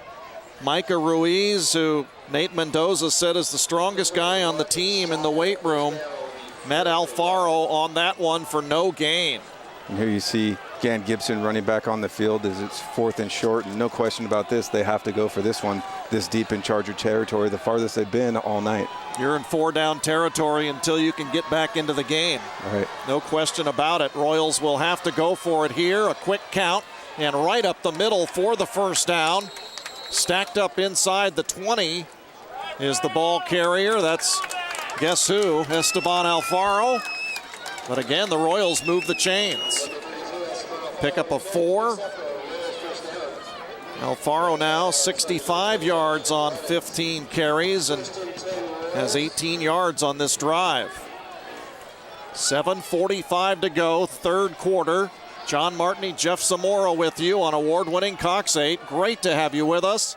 47th battle for the Goodland. And right now the Chargers are on top comfortably, 35-0. Gan Gibson, though, trying to get the Royals on the scoreboard for the first time tonight, spots Pugh.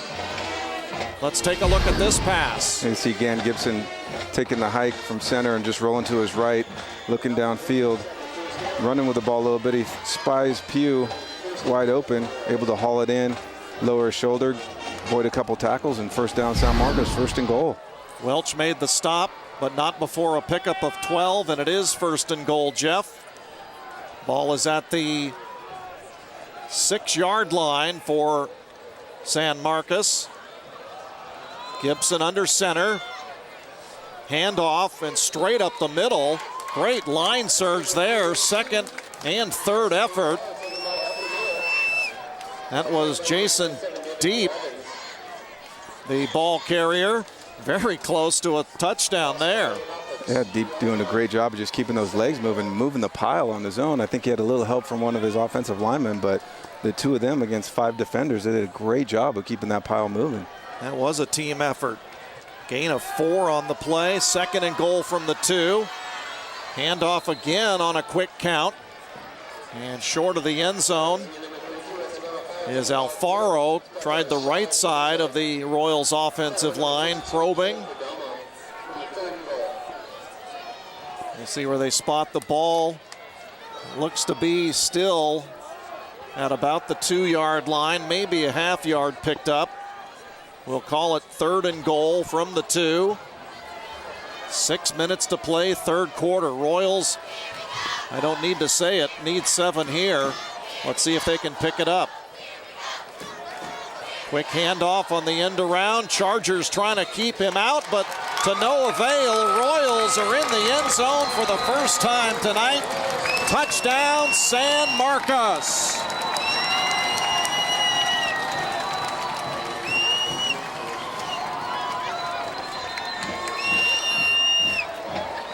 Tony Zuniga gets the touchdown for the Royals with 5:49 to play in the third quarter.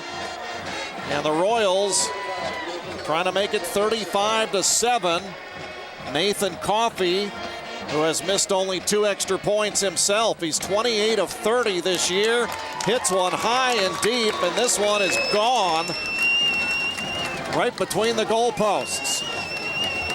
That was a no-doubter by Coffey. 5'11" junior ripped the extra point to make it 35-7. Coffey with a nice PAT. It doesn't get any higher or straighter than that, huh? Nice, Beautiful. nice looking kick. So the Royals are on the board with 5:49 to play. And the first step in what would be a colossal comeback. Royals get their first score, but still trailing big, obviously. But that one has to help their morale. Oh, definitely. That's a little switch of morale there for them, coming out able to march down the field and get a score quickly. Tonight's game from Scott O'Leary Stadium brought to you by our title sponsor, Montecito Bank and Trust, delivering flexible financial solutions.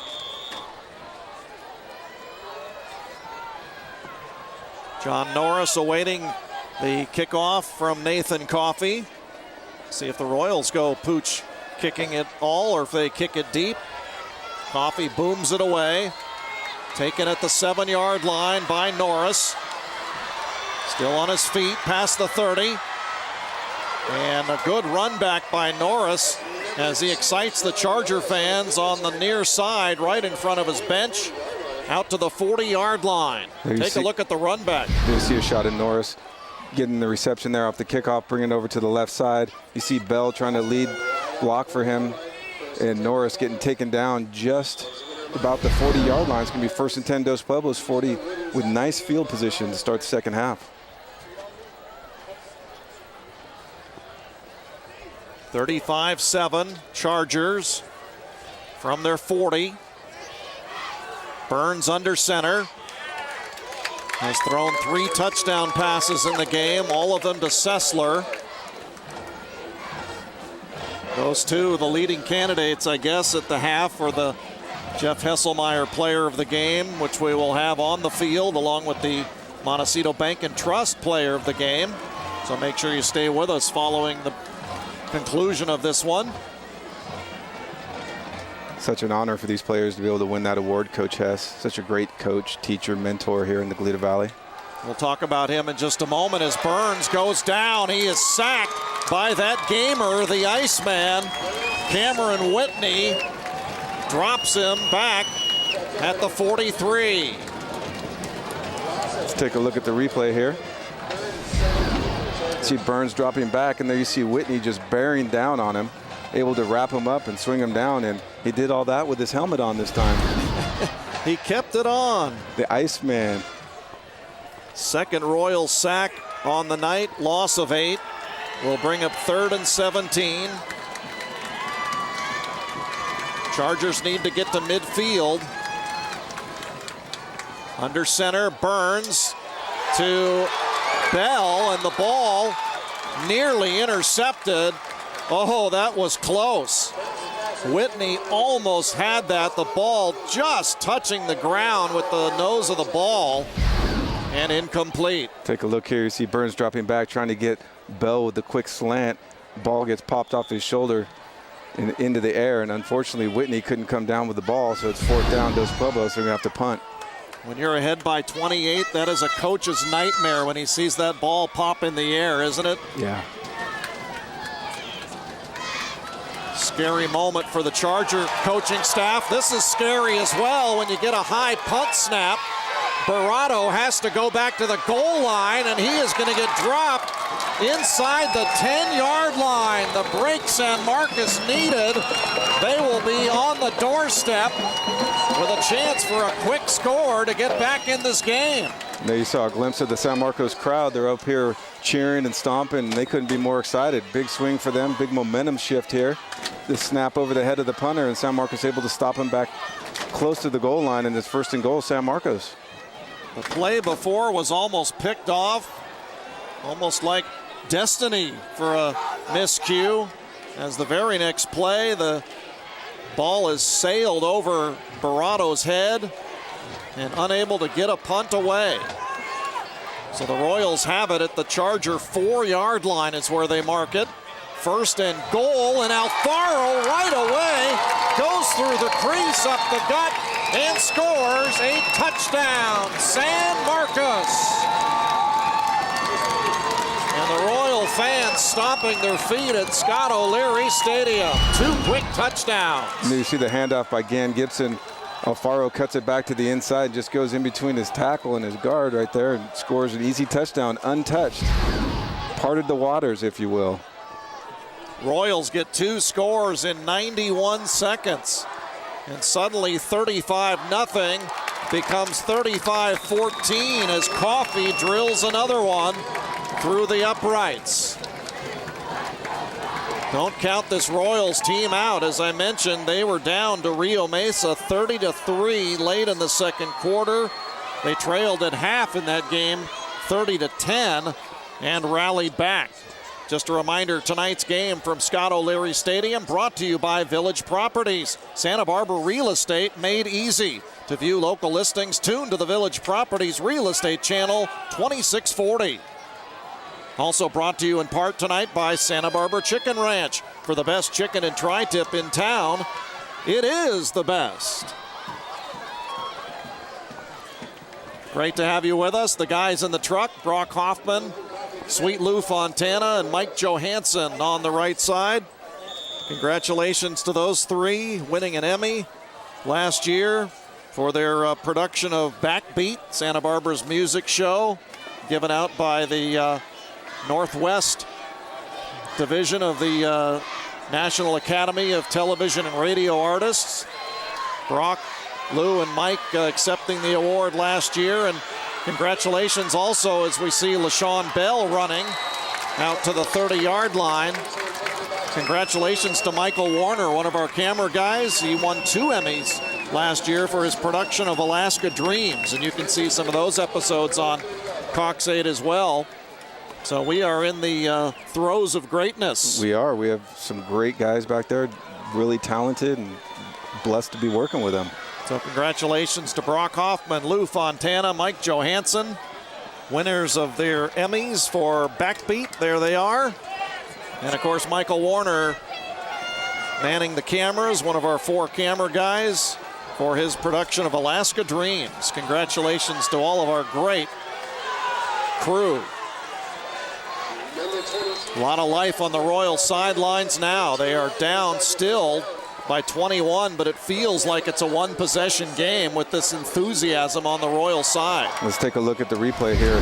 Tyler Welch for DP taking the handoff from Burns and just busting up the middle for a 12-yard gain and moving the chains, trying to get a little momentum back to DP side of the field. And another nice spin by Welch. He's got a lot of moves, not just LaShawn Bell. They have some great skill players. It's part of the resurgence of football in the Santa Barbara area. Doug Caines pointed that out early in the year, the Santa Barbara coach. So a first down for Welch on the gain of 12. Burns is going to give 2 of it back as he slides down for a loss. Tackle made by San Marcos' Juan Guevara, the 5'10", 200-pound inside linebacker junior who made the hit on Burns. Clock, though, continues to run. Just over 3 minutes to play, third quarter. Week 2 of the Channel League season. Royals at 5-2. Started the year 5-0 and was ranked as high as 9th in the CIF's Western Division. Chargers will burn a timeout here, their first of this second half. But it's been a banner year for the Royals, hasn't it? Their best start since 2003. 5-0. That team started 5-0 as well. The Royals haven't been to the playoffs since 2005, and their last Channel League title was 1994. They've just been looking for wins. Having a great season. There's the crew. There's Mike Johansson in the truck. Mike close. There's Lars Wickstrom. The dynamic duo there, looking good. Lars, of course, does our replays. Mike does everything. I think he was selling popcorn out here before the ball game. There's Pookie getting his dance on. There's Pookie. He loves it. The Friday night lights, the pom-poms. What a great atmosphere here at Dos Pueblos. Dan Feldhaus, the athletic director, and everyone at Dos Pueblos, so hospitable when we come here each year. Chargers are always excited to see us and do the games and are very appreciative when we come to Scott O'Leary Stadium. It's a great place to be on a Friday night. First Charger timeout of the half leaves them with 2. So they'll go back to the reliable Welch on 2nd and 12. And Tyler trying to dance his way for a few yards. Might find the 45-yard line. We'll see where they mark him down. Right there at the 45. So a 5-yard pickup as Welch now hits 90 yards on 10 carries, Jeff. Will bring up 3rd and 7. As I said, Tyler averaging 8.4 per carry, and he's averaging 9 tonight. He has been steady when healthy. Big play here, 3rd and 7. Royals would like the ball back, and Bell drops it. That should and will be ruled an incomplete pass. Whitney tried to play steal the bacon, but the official ruled it incomplete. That was close. Looked awful close, possibly a backwards pass. Well, let's the folks at home be the judge on this one. I think incomplete. Never had control. Whitney, of course, had thoughts of making it 35-21, but to no avail. However, the Royals poised to get the ball back, and remember, the last punt snap was over Barado's head. This one much better. So Daniel can kick it away from his 30, and a fair catch will be taken by San Marcos. Paulson makes the fair catch at the Royals' 28-yard line. So San Marcos, Jeff, new life to be sure. 2 quick scores. That was just what they needed. Yeah, on both sides of the ball for San Marcos. 2 quick scores, and defensively able to hold DP to a couple punts, and now they get the ball back again. So with 2 minutes, 12 seconds left in the 3rd quarter, still have some time to get the ball down there and see what they can do some more damage. So 35-14, Gan Gibson at the controls, has completed his last 4 passes. But he'll hand off here on 1st down to Alfaro, and nothing doing on that play. Chargers with excellent pursuit. Look at all the blue jerseys that were leaving the scene of the tackle on that one. Alvaro taking that pitch from Gan Gibson and had nowhere to go. Nothing but blue jerseys coming like a tidal wave in front of him, able to gang tackle him for a 5-yard loss. Alfonso Ponce de Leon, you see him right there. The junior safety on the hit, 5'8", 180. They'll mark his progress back to the 17, so a loss of 5 on that carry. 90 seconds to play in the 3rd quarter. Royals with signs of life, 2 quick scores in a span of 91 seconds, but still trailing by 21. Dan Gibson trying to get a quick out over there for his receiver, but the pass was called incomplete. He brought it in out of bounds. He caught the ball, but unfortunately he was out of bounds. So it'll be 3rd and long for San Marcos. Royals with 2 running touchdowns in that spurt. Tony Zuniga from 2 yards out. Esteban Alfaro from 4 yards out. And the Royals here trying to convert on 3rd and 15. Big play for San Marcos right here. Gibson with all kinds of time. Fires, and it's incomplete. Up near the 40-yard line. Alfaro was the intended target, and once again, Ponce de Leon was there in coverage. It looked for a minute like Alfaro had the ball, and Ponce de Leon was able to punch it out of his hands. Nice defensive play by Alfonso.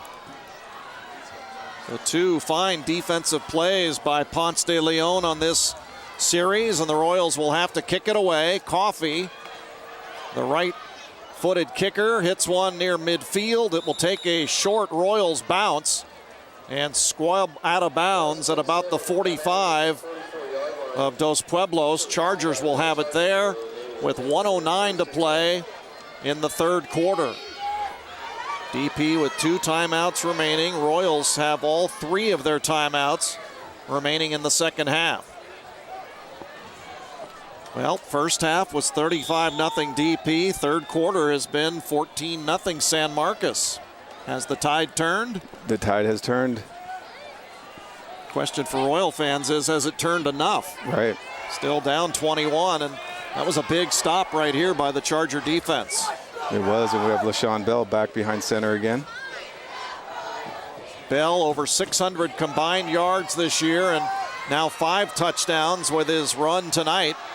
Has the football and will have good yardage on 1st and 10. We'll see where they mark him out of bounds, but he might be close to a 1st down. If not, will be just short by a yard, perhaps. Let's take a look at the replay. Bell taking the snap and coming off to his left.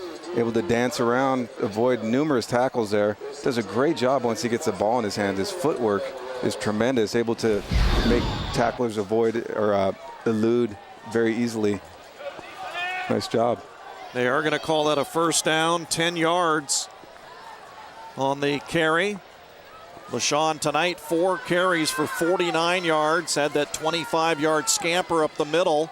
Now on the read option, he'll hand to Welch, who stays on his feet and busts it up the middle. One man to beat, gets a block from Sessler, close to the end zone. No signal yet. They rule him down inside the 1. Welch tried to dive, stretch the ball out. Touchdown saving tackle by Paulson. But it will be 1st and goal, Dos Pueblos. Right there you see a good example of why the Wildcat formation is so dangerous. You have Bell, the previous play, break off a nice little run. This time he does the handoff to Welch, who is able to break it up the middle and just sprint down the field. He stops short, but it just really keeps their defensive team on their heels. Another 44 yards for Welch, and now Bell on the sneak will punch it in from a yard out. Touchdown, Dos Pueblos.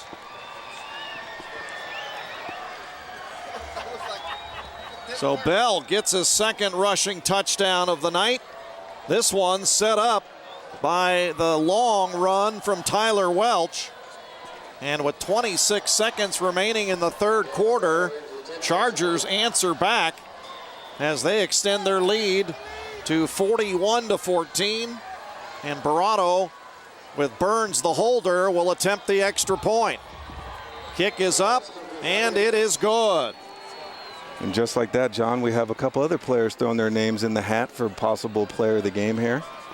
We thought it was possibly Burns or Sessler, but now you have Bell coming out and Welch tearing up some yardage, and just like that, now you went from 2 to 4 names of possibilities. Yeah, that's true. Burns 116 yards passing, 3 touchdowns. Sessler 3 for 70, all went for scores in the first half. Welch now up to 134 yards on the ground on 11 carries and has a score. And Bell, now with 2 rushing touchdowns, has 5 carries for 50 yards. So you're right. Chargers are throwing everything in the kitchen sink at the Royals here, skill position tonight. Well, that's why Coach Kane said that the resurgence of football in Santa Barbara this year is evident. You look at so many stars on these teams. We've already talked about the Channel League teams. Of course, Bishop and Carpinteria were both undefeated in last week's Little Big Game. A lot of talent on the field here tonight. Again, a live ball on the short kick. It's picked up by the Royals, but nowhere to go as DP swallows up deep on the return. Good play by Jason just to fall on the ball. Yeah, Jason bobbled the ball a little bit there and tried to get away, and Botello able to wrap him up. So it's going to be San Marcos ball, 1st and 10 at their own 24, it looks like. San Marcos, after this game tonight, has dates at Buena, and then the big game at home against Santa Barbara in 2 weeks, a game that you'll see on Channel 8. Dos Pueblos has a home game with Ventura, followed by a trip at Buena to finish the Channel League season. Yeah, Dos Pueblos with a victory tonight would be the City League champs. 3rd time in the last 4 years, should they hold on to this win. And Alfaro picking up 5 yards on 1st down there will bring the 3rd quarter to a close here at Scott O'Leary Stadium. Royals get on the board twice, but the Chargers get one of them back. End of 3 at Scott O'Leary Stadium, 42-14. Dos Pueblos leading San Marcos. This is the 2013 Battle for the Goodland. You're enjoying it all on award-winning Cox 8.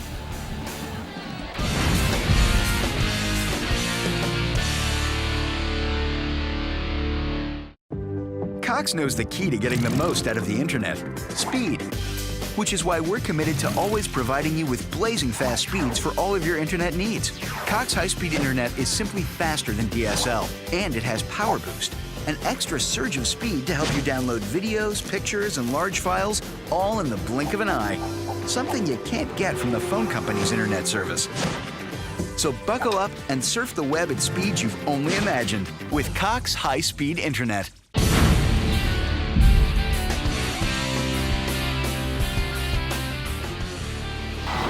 We open the fourth quarter, Dos Pueblos with their defense on the field, leading 42-14.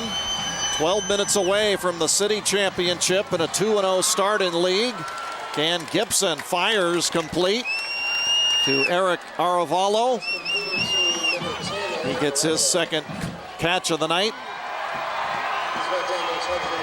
DP defense, Jeff, has done a good job on Esteban Alfaro. He has 4 games this year rushing for 120 yards or more. And right now he's at 69 yards on 19 carries. They have really done a nice job on the Royals feature back. Yeah, Dos Pueblos' defense does a good job of keying on running backs. We saw that last week when they keyed on Cunningham and Harper, able to hold them to well below their averages, and we're seeing it again tonight against Alfaro. Alfaro's doing a great job, not due to lack of effort. He's just, they're getting a push up front, and they're really keying on him, doing a great job. Yeah, he looks good. They're just not allowing him to break loose completely. He's the kind of back that can spring one and take it a long way. But the Chargers have been zeroed in on him, as well as quarterback Wesley Gann Gibson. After the 16-yard catch by Aravalo, a 3-yard run makes it 2nd and 7. Little flat pass to Whitney, and he is tackled immediately near the 42. LaShawn Bell in on another stop.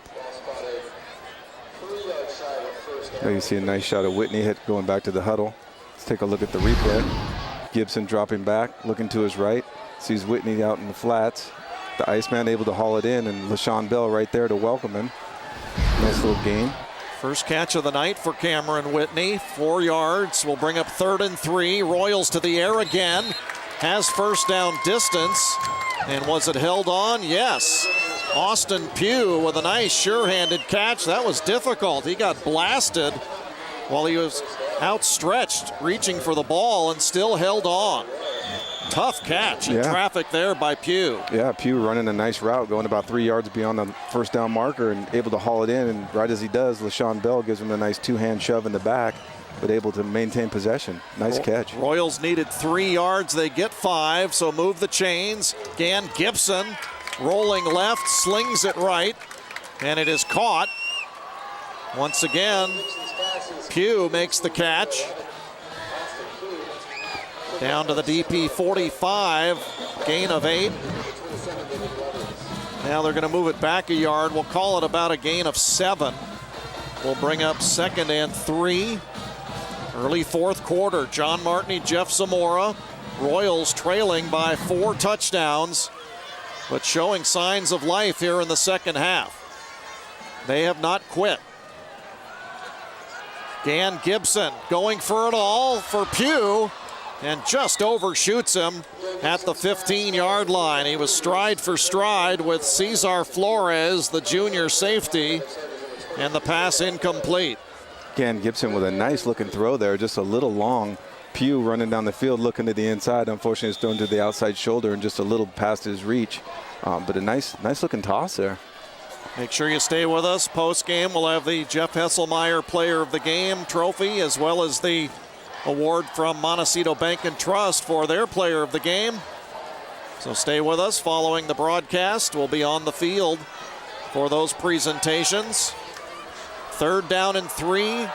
Royals ground game, and stacked up, perhaps behind the line of scrimmage. Alfaro, again, not much running room there. The Chargers just keying on him time and again. That's Flores one more time. You look at Caesar right there. You see a nice shot of Caesar, Flores, and Blevins just blasting through that line. I'm sure Coach Mendoza talked all week about the importance of keying on Alfaro, and so far his defense have done a great job. Give credit to Alfaro. He's trying, he's giving it all he can, but he's just getting met by 2 and 3 tacklers at a time. Not much you can do. 4th and 4 for the Royals here. They'll go for it again. Dan Gibson in traffic, and he is going to get nailed back at the 47-yard line. That was Blevins, the captain middle linebacker, just blasted Gan Gibson on that one. There you see Gan Gibson getting up, putting his helmet on. Here he goes. Fakes the pitch, turns to his right, and there's a defender there. You're watching the right side of your screen, big number 27 coming in and just lowering his head, and the boom, as you will, just decleats Gan Gibson. Nice pop by Blevins. First sack of the night suffered by the Royals quarterback, and what a great time if you're a Charger fan on 4th and 4. It gives DP the ball on possession. So the Chargers, with 9 minutes to go, leading 42-14, will now hand off and go to their bread and butter. Tyler Welch, who gets the first down carry, and from the 49 takes it to the San Marcos 47 for a gain of 2. At this stage of the game, with the clock running down in the fourth quarter, I don't expect Dos Pueblos to do much but hand off the ball and keep the clock ticking. San Marcos needs to come up with a strip ball here, a turnover, something to turn this tide back in their favor again. I'm always calling the ball and down and distance, but you really see how this DP defense that you pointed out has some really big hitters in it. Bell and Blevins in particular. The killer bees. Boy, they can sure hit. That was a massive hit for the sack right there on Gan Gibson. This time Davison, the ball carrier, picks up another 3. Angel, 5 carries, 23 yards tonight. Welch is up to 136 on just 12 carries. But when you have runs of 48 in the first half on his 3rd carry of the night and that 44-yarder on his 11th carry, you're going to have a pretty good average on the night.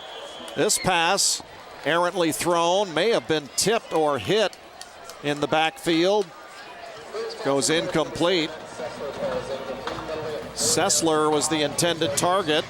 As you take a look at Nate Mendoza, he picked up his 10th win last week as the Charger head coach in his 2nd season. DP trying to go to the CIF playoffs for the 4th straight year. Appearances in 2010, 11, and 12.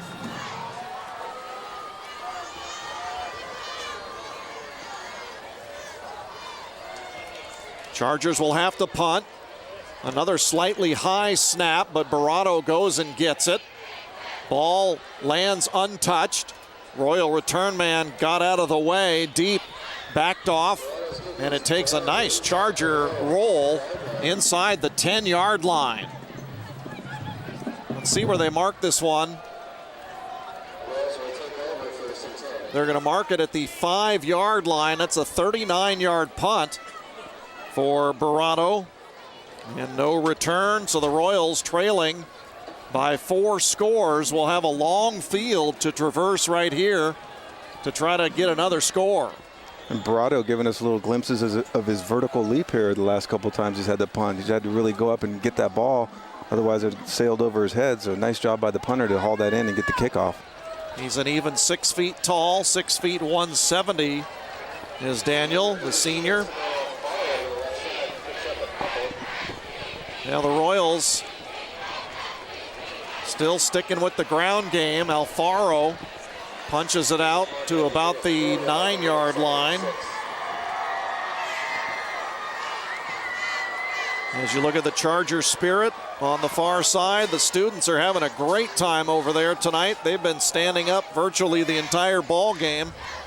And why not? They've had a lot to cheer about. 42 on the scoreboard for DP.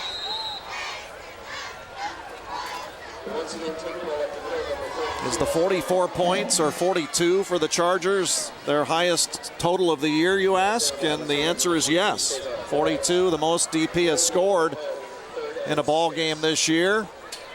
Previous high was 31 in a Week 3 win against Cabrillo. Royals, of course, have put up 49 in a game twice this year, which is why we say they've got such a good offense. Beverly Hills 49-14. The very next week, they knocked off Hueneme 49-9. Wow. But right now on the short end of a 42-14 score, and 3rd and 6. Royals staying on the ground, backed up near their goal line, and Gan Gibson is going to be dropped right at the line of scrimmage for no gain. Gan Gibson with the keeper there, thought he'd try to fool the defense, and fortunately they weren't biting on the fake handoff, and they were able to get him down right at the line of scrimmage. So San Marcos unable to do anything, pinned at the 5. That's where they'll punt it away, right at the line of scrimmage. Coffey will kick from his end zone. It's a low kick, returnable, taken at the 38-yard line by LaShawn Bell. And Bell, cutting up the middle of the field, will take it inside the San Marcos 20-yard line. So the Chargers in great shape. That low kick hit at the San Marcos 30, and Bell, with a nice return, has the Chargers in business. Just a reminder, tonight's high school football game on Cox 8 is brought to you by our title sponsor, Montecito Bank and Trust, providing safe and sound financial solutions. Also brought to you by Village Properties. Village Properties is Santa Barbara real estate made easy. Bell behind center. Flags fly with 5:18 to play. Dead ball. Ball start on the offense. 5-yard penalty. Still first down. That's the first flag of the second half, if you can believe it. Wow, no, I didn't know that. Wow, that's impressive. Just the 5th penalty on the Chargers for 40 yards. San Marcos tonight, just 2 flags for 15. That's what they lamented last week. Turnovers and penalties doing them in the second half of their loss to Ventura. Game they led 19-14 at the half. Gave up 16 straight points. Bell straight up the middle from the 20 will zip it close to the 10-yard line. Solid run from LaShawn right here. Maybe you see LaShawn faking the handoff, keeping it himself, just running right up the middle, turning on the burners, able to avoid a couple tacklers. Finally brought down from behind by number 9, Jason Deep, and just short of the goal. So 13 of the 15 yards picked up from the 22 to the 9-yard line. 2nd and 2 Chargers. This time Bell will hand to Angel Davison, who is still looking for his first rushing touchdown of the year in week 8. Davison, as I mentioned, as you see him get off the pile, is 7th in the Channel League in rushing at 345, but has not scored yet from scrimmage.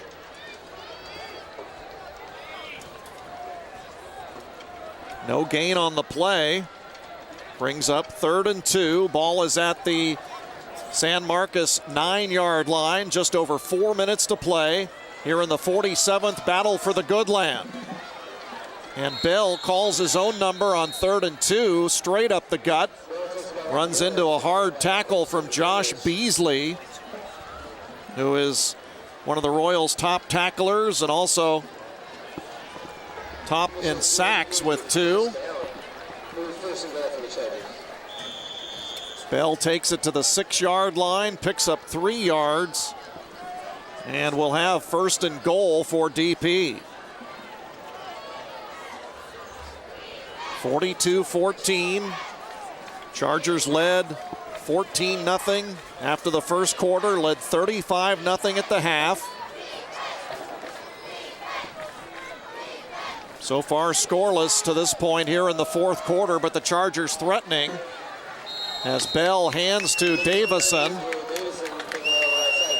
And Angel on 1st and goal from the 6 will get dumped for a short loss. Beasley again coming in to make the play. You see a good look there at Josh.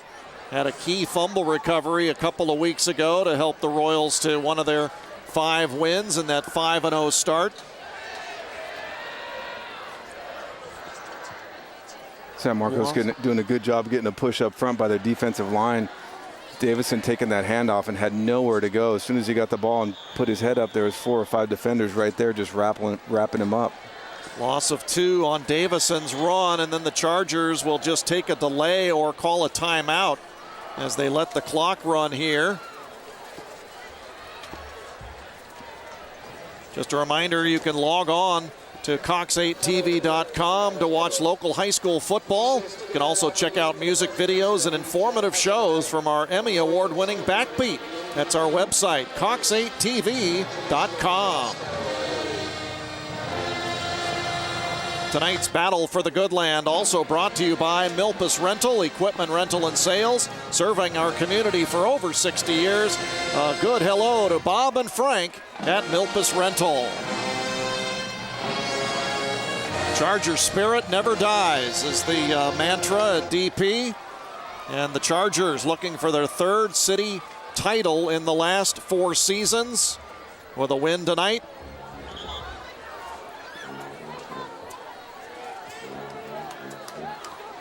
Would have been 4 out of 5, Jeff, but San Marcos spoiled their city championship in 2009. So the Royals and Chargers do have a history when it comes down to city titles. They've had some moments where each has upended the other's dream of a city championship. And that's the nice thing about a crosstown rivalry like this. For the city championship, you know that each team's going to bring their best because the bragging rights, these kids see each other all over town, here or there. You know, they want to be able to say, yeah, I got you this year, or, you know, what have you. So great show of sportsmanship tonight, and athletic ability and determination and teamwork. Take a look at the replay here. You see Bell handing it off to number 24, That's Alfonso de Leon. Let's see if he discovers the end zone here on 2nd and goal or 3rd and goal with 2:15. It'll be Bell calling his own number, and LaShawn may have his 3rd rushing touchdown of the night. He does as the hands go up in the air. Touchdown, Dos Pueblos. And there you see a shot of LaShawn walking off the field. I'm sure he's tired after playing on both sides of the ball, defensively and offensively, but nice effort there.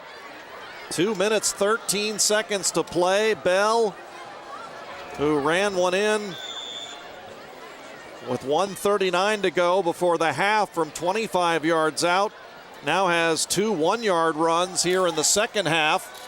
Flag on the extra point. The kick was up and good from Daniel Barato. And we'll see if this one is enforced perhaps on the ensuing kickoff. Extra point was good. Let's see if it does count. Flag is sitting at the 5-yard line. Looks like the point will count as both teams are heading to their sidelines. Let's get the call.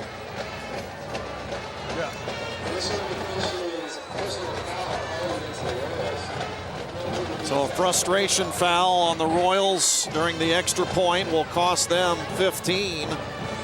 So it will be enforced on the kickoff. Well, Jeff, what's your take so far on this ball game? Surprised at the outcome. I thought it was going to be a little closer than this. Gan Gibson definitely brought it on the second half, able to air it out a little bit more. I thought he should have done that the first half, but, you know, Dos Pueblos, I think the key to tonight's game has been their defense. They've been able to do a great job keying on Alfaro, keying on the receivers. It wasn't until later in the second half that San Marcos' offense really started going, but by that time the game was pretty much out of hand. So great job by DP's defense tonight. And DP is used to playing those close, tight to the vest games. They came in averaging, did the Chargers, just a tick under 20 points a game. Their defense was a tick under 19 a game. So for them to hold San Marcos to 14 is about on average. The shocker is the Royals, a team that came in averaging almost 34 points a game, being stuck on 14. So as you said, you have to give credit to the Charger defense. They're doing what they do every week. Yeah. And they're just doing it to a high-octane offense tonight, putting San Marcos good 20 points below their average. DP, of course, it's an offensive explosion tonight. They've got 49 on the board, and as I said, they're averaging just about 20 points a game. So this is by far and away their best offensive output of the season. When it seems like they're getting better, too. Last week against Santa Barbara, they put up all the points in the first half, but the second half they got shut out. Tonight, they're able to put up points on both sides of the half, and it's a good thing for them offensively moving on to their next game. And for San Marcos, they can take a little solace in the fact that the second half has been 14-14. It was 35-0 at halftime, so the Royals have played them even. Chargers, of course, have perhaps not been as inclined to go for points as much as running clock when you're ahead by that much. But still, the Royals can take something out of this game as they get ready to head to Buena next week. Absolutely, and I was looking at scores earlier. Buena was up 35-0 in the third quarter on Santa Barbara. Wow. So the Royals and Dons may be 0-2 in the league then if these scores hold. We'll have them in 2 weeks, and that means those two could be fighting for a playoff spot. We're down to just over a minute to play in the ball game. Royals trying to move the ball for one last time here in the waning moments, as DP is about ready to salt away their fourth consecutive win in this series and sixth in the last 8 years. Martin Elizondo gets the Chargers' 8th interception of the season, and it comes with 46 seconds to play. So Ryan Nuno with a first half interception, and Martin Elizondo, the senior safety, just 5'6", but he went high in the air to grab that one, and will put a punctuation mark on another terrific Charger defensive performance. Yeah, nice play by Elizondo, just stretching that play out, keying on the quarterback, watching his eyes. He saw Gan Gibson try to get that pass over him, and he just got up there and was able to haul it in for the interception. Burns back under center. Will just drop to a knee, and the final 5 seconds will tick down.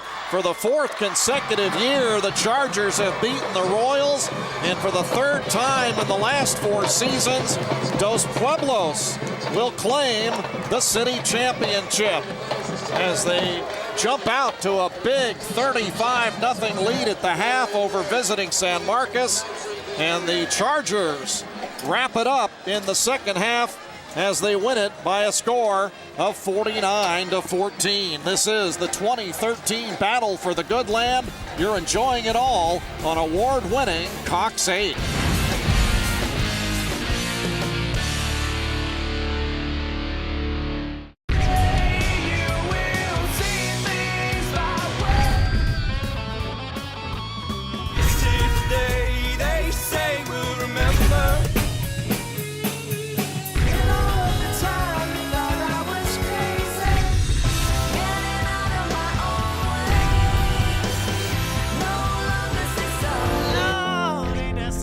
Backbeat, a show highlighting people that make a difference using music in our very own community.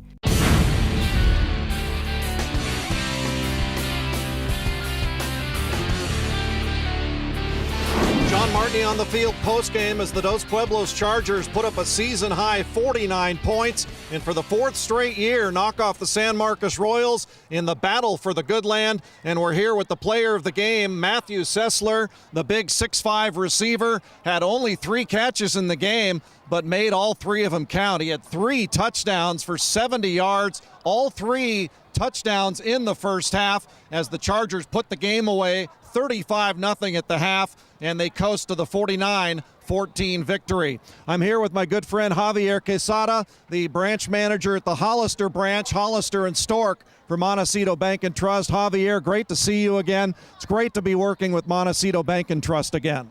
It's always a pleasure for us. You know, it's these type of games that brings the community together, and that's what a community bank is all about. So we appreciate the opportunity to be here. It's great to have all of you on board with us again for another season, and pretty nice night for Matthew Sessler. 3 catches, 3 touchdowns, and you've got a presentation as the Player of the Game award.